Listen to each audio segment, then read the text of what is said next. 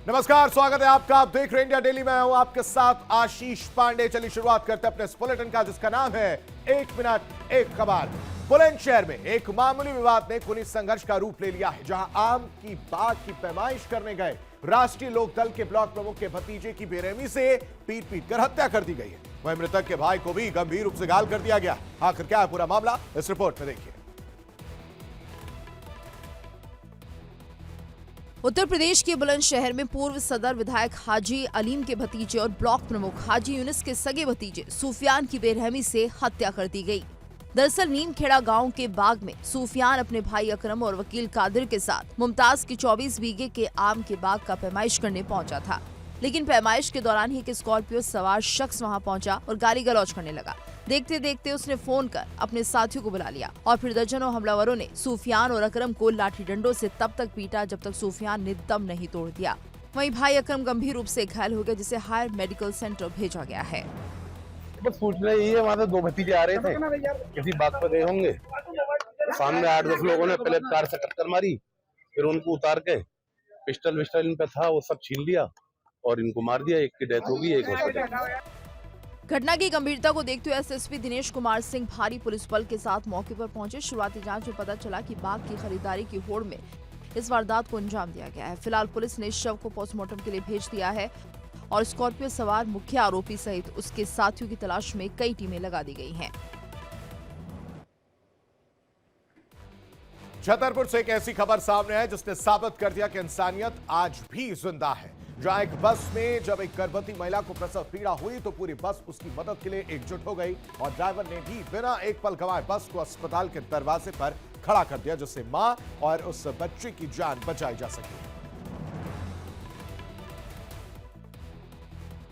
मध्य प्रदेश के छतरपुर जिले में सड़कों पर दौड़ती एक बस ने आज सिर्फ यात्रियों को मंजिल तक नहीं पहुंचाया है, बल्कि एक नई जिंदगी को बचाने की जद्दोजहद भी की। दरअसल मामला चंदन नगर के छतरपुर से आ रही बस का है, जहां कदारी के पास से गर्भवती महिला को अचानक तेज प्रसव पीड़ा शुरू हो गई थी, जिसके बाद स्थिति बिगड़ती देख बस में मौजूद अन्य यात्रियों ने मोर्चा संभाला और महिला की मदद की, जिसमें बस के भीतर ही बच्चे की किलकारी गूंज उठी और बच्चे का जन्म बस में कराया गया। लेकिन चुनौती अभी खत्म नहीं हुई थी।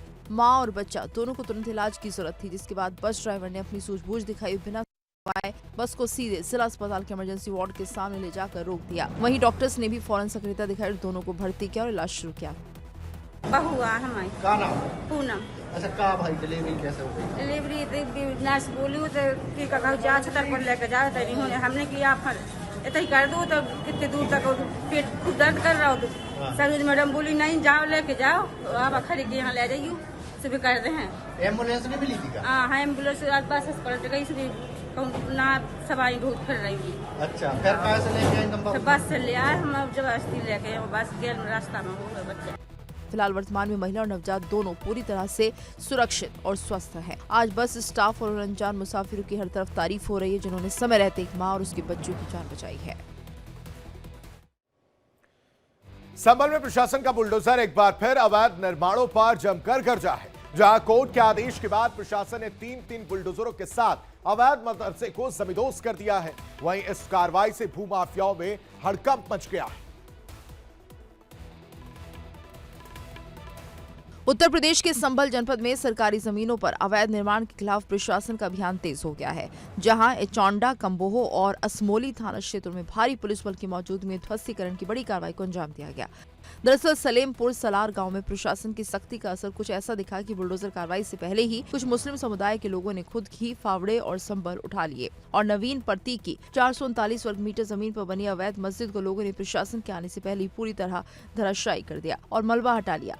वहीं दूसरी तरफ प्रशासन सरकारी जमीन पर बने अवैध मदरसे को हटाने की बारी आई, जहां 52 लाख के जुर्माने और नोटिस के बाद भी जब कब्जा नहीं हटा तो डीएम डॉक्टर राजेंद्र पेंसिया और एसपी कृष्ण कुमार बिश्नोई की मौजूदगी में 3 बुलडोजर्स ने पूरे निर्माण को मिट्टी में मिला दिया।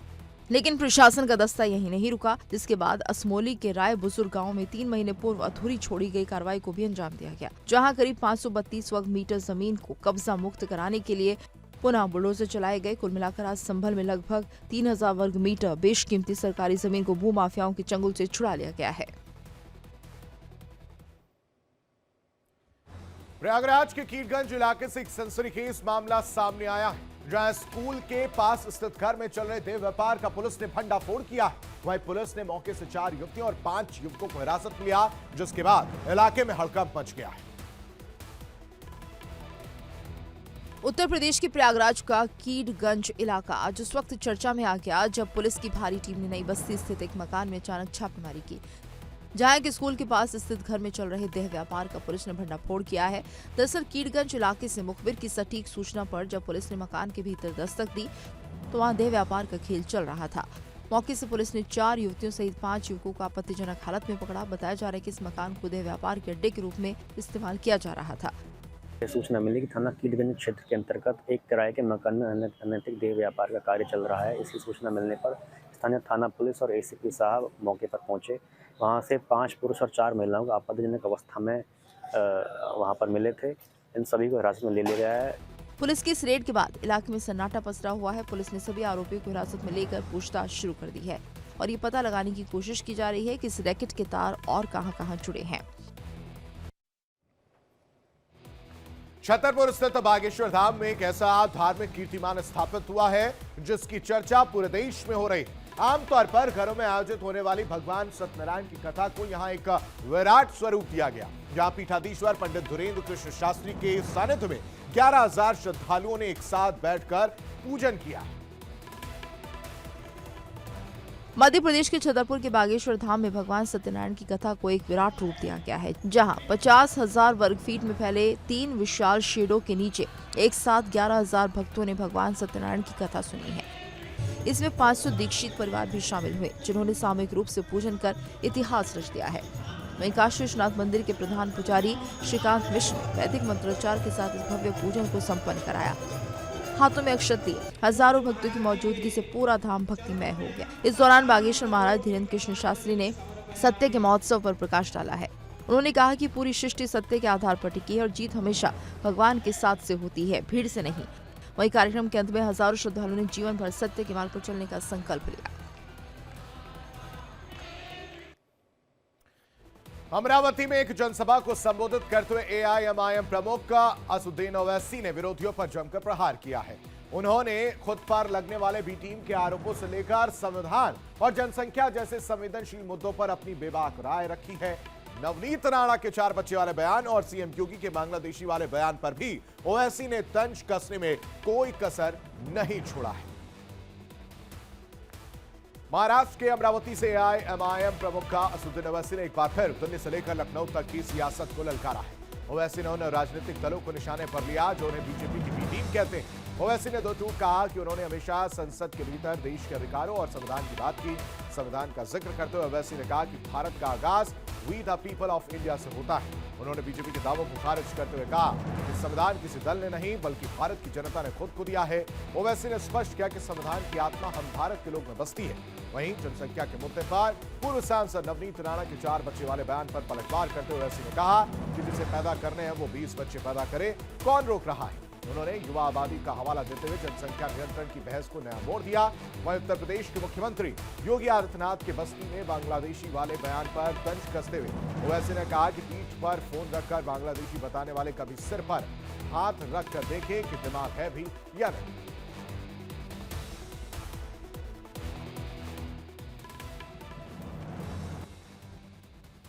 खबर भोपाल से, जहां मशहूर कथावाचक पंडित प्रदीप मिश्रा एक बार फिर अपने बयानों को लेकर सुर्खियों में।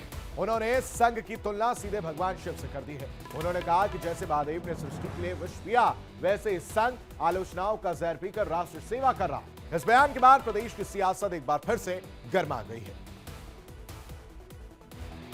मध्य प्रदेश के भोपाल के कुशाभाऊ ठाकरे सभागार में आयोजित सामाजिक सद्भाव बैठक में उस वक्त सब हैरान रह गए जब कथावाचक पंडित प्रदीप मिश्रा ने मंच से राष्ट्रीय स्वयंसेवक संघ की तुलना साक्षात भगवान शिव से कर दी। सर संचालक डॉक्टर मोहन भागवत की मौजूदगी में पंडित मिश्रा ने कहा कि संघ और शिव के भाव में अद्भुत समानता है। पंडित मिश्रा ने तर्क दिया कि जिस तरह भगवान शिव ने सृष्टि को बचाने के लिए हलाल विष का पान किया था, ठीक उसी तरह संघ भी समाज और राष्ट्र हित के लिए हर दिन अपमान और आरोपों साथ साथ आलोचनाओं का विष पी रहा है। वहीं ये बयान सामने आते ही विवादों में घिर गया है और सोशल मीडिया पर जहां संघ समर्थक इसे सही ठहरा रहे, वहीं विपक्षी दल कांग्रेस ने इसे भगवान शिव का अपमान और राजनीतिक चाटुकारिता करार दिया है।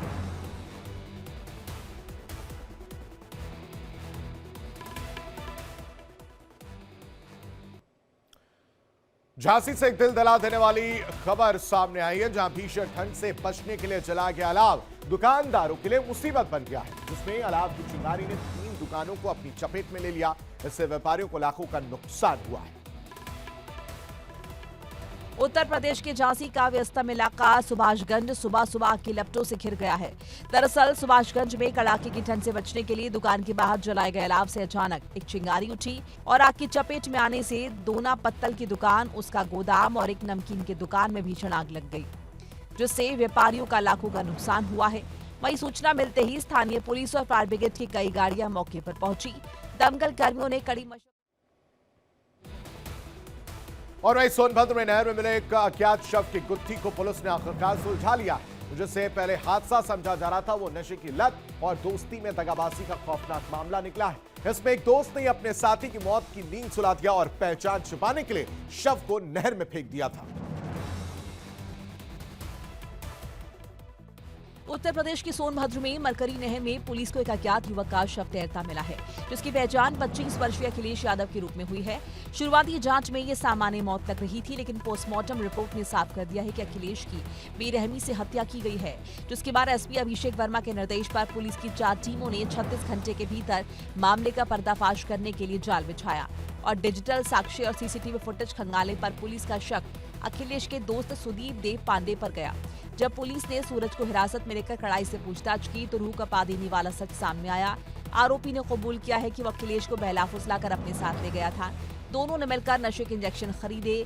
सुदीप ने अखिलेश को नशे की भारी डोज दी, जिससे उसकी हालत बिगड़ने लगी, लेकिन पकड़े जाने के डर से घबराए सुदीप ने गला दबाकर अपने ही दोस्त की जान ले ली। सुदीप देव पांडे और सूरज पांडे ये नरोत्तमपुर पन्नूगंज का ही रहने वाला है। इसको जो है हिरासत में लिया गया। हिरासत में लेकर जब इससे कड़ाई से पूछताछ की गई तो इसने जो है अपना जुर्म कबूल कर लिया और बताया कि साहब मुझसे गलती हो गई है, हम नशे के आदी हैं। वहीं पुलिस ने बताया कि शातिर आरोपी ने 24 घंटे तक शव को अपने घर में छिपाए रखा, फिर अपनी ही बोलेरो से ले जाकर उसे नहर में फेंक दिया। फिलहाल पुलिस ने हत्या में इस्तेमाल वाहन और अन्य साक्ष्य बरामद कर आरोपी को जेल भेज दिया है। कुशीनगर से एक बेहद विचलित करने वाली खबर सामने आई है, जहां एक 21 साल युवक ने फांसी लगाकर अपनी जीवन लीला समाप्त कर ली है। लेकिन इस आत्महत्या के पीछे की कहानी बेहद खौफनाक है। आखिर युवक ने क्यों की आत्महत्या, इस रिपोर्ट में देखिए। उत्तर प्रदेश के कुशीनगर में एक युवक का शव फंदे से लटका हुआ मिला है, लेकिन इस आत्महत्या के पीछे की कहानी ने पूरे गांव को झकझोर कर रख दिया है। दरअसल मृतक का पिछले 6 महीने से गांव की युवती के साथ प्रेम संबंध था, लेकिन ये रिश्ता युवती के परिजनों को नागवार गुजर रहा था। कुछ समय बाद युवती के परिजनों ने साजिश रची और सैदुल्ला को धोखे से गांव के बाहर बुलाया। युवती के रिलेटिव्स और परिजनों ने मिलकर युवक के साथ जमकर मारपीट की। इस अपमान प्रताड़ना से युवक इतना टूट गया कि उसने घर लौटकर मौत को गले लगा लिया। घटना की सूचना मिलते ही नेपगुआ नौरंगिया थाना पुलिस और फॉरेंसिक टीम मौके पर पहुंची है। पुलिस ने शव को कब्जे में लेकर साक्ष्य जुटाए हैं। मृतक के परिवार ने युवती के परिजनों पर मारपीट करने और आत्महत्या के लिए उकसाने का मामला दर्ज कराया है। फिलहाल पुलिस आरोपियों की तलाश और मामले की गहन जांच में जुटी है। टोंक जिले से एक ऐसा मामला सामने आया है जिसने पूरे प्रदेश में हलचल मचा दी है, जहां सीधड़ा देवरी गांव में खुदाई के दौरान सोने से भरा एक रहस्यमय पात्र मिलने की खबर है। लेकिन चौंकाने वाली बात यह है कि मौके पर मौजूद पुलिस और राजस्व विभाग के कर्मचारियों ने ना तो इसका वजन सार्वजनिक किया और ना ही मीडिया को इसके बारे में स्पष्ट जानकारी दी है। राजस्थान के टोंक जिले का सीधड़ा देवरी गांव अचानक चर्चा का केंद्र में नजर आया है, जहां जेसीबी से खुदाई के दौरान मिट्टी के नीचे से एक रहस्यमय पात्र यानी सोने से भरा हुआ घड़ा मिला है। प्रत्यक्षदर्शियों के मुताबिक इस पात्र में करीब 3 से 4 किलो सोना था, जिसे पुलिस और राजस्व कर्मचारियों ने तुरंत अपने कब्जे में ले लिया। लेकिन हैरानी की बात यह है कि इतनी बड़ी बरामदगी के बावजूद ना तो मौके पर सुनार को बुलाया गया और ना ही पुरातत्व विभाग की टीम को सूचना दी गई। अब सोशल मीडिया पर स्थानीय लोगों और चश्मदीदों के बयान वायरल हो रहे हैं, जिनमें सीधे तौर पर पुलिस और राजस्व विभाग के कुछ कर्मचारियों पर मिलीभगत के आरोप लग रहे हैं। सवाल उठ रहा है कि जब मौके पर वजन करने की मशीन मंगवाई गई थी तो फिर उच्चाधिकारियों के सामने इसका खुलासा क्यों नहीं किया गया। फिलहाल पूरा मामला जिला प्रशासन की कार्यप्रणाली पर सवालिया निशान खड़ा कर रहा है।